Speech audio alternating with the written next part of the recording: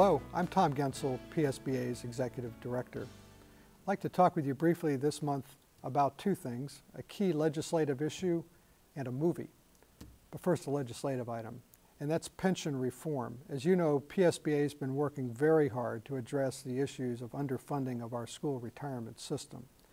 Earlier this year, the House of Representatives, on a very strong bipartisan vote, passed House Bill 2497.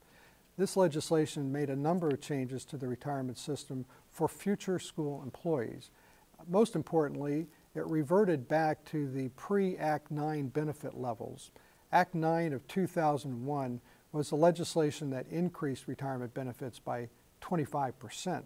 So this new bill, House Bill 2497, would say for future school employees, they would come in under the pre-Act 9 benefit levels. That's a significant change.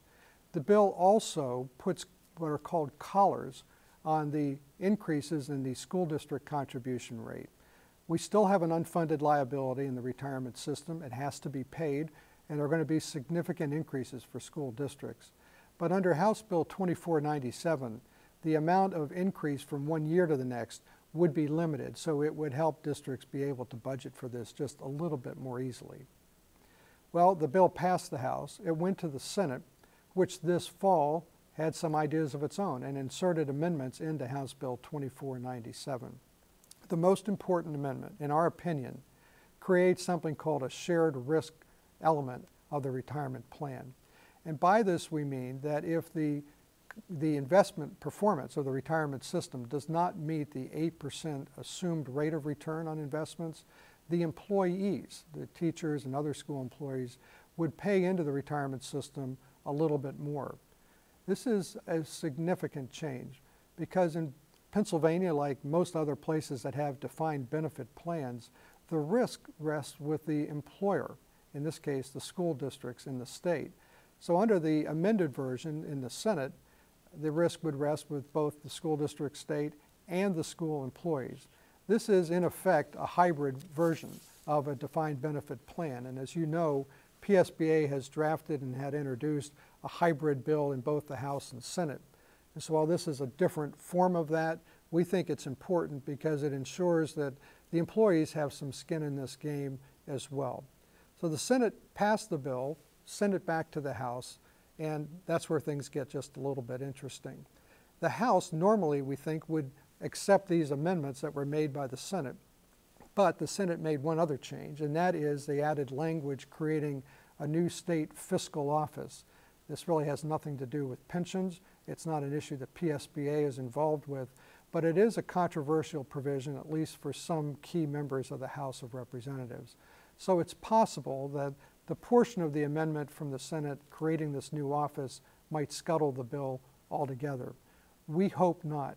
This bill is too important to let go. And what we have to remember is that because we're at the end of a legislative session, if this bill doesn't get enacted, it goes away completely, and the clock starts all over again next year with a new General Assembly and a new governor. We don't want to let this opportunity get away from us. So PSBA is encouraging our members to contact your representatives, your state representatives, and urge them to approve the Senate amendments, to accept the Senate version of House Bill 2497 so it can be passed finally and sent on to the governor. Now the movie. The movie is Waiting for Superman. It came out this fall, and it's the story about 5 families in major cities around the country who are trying to get their kids out of the regular public schools and have them enrolled in charter schools. And their names are submitted to a lottery, and they're hoping their names will be called. Hence, they're waiting for Superman to get out of the regular school system. You can guess that this is fairly negative about public education, particularly in urban settings. And there would be a temptation to be pretty defensive about that. But we think it's also an opportunity because there are a lot of good things happening in public schools, particularly in Pennsylvania, where achievement has been increasing for a number of years, more and more students performing at grade level, meeting AYP expectations and so forth. And from my time traveling around the state and spending a lot of opportunities talking with local school board members and administrators, I know there's a lot of good things happening in your school districts.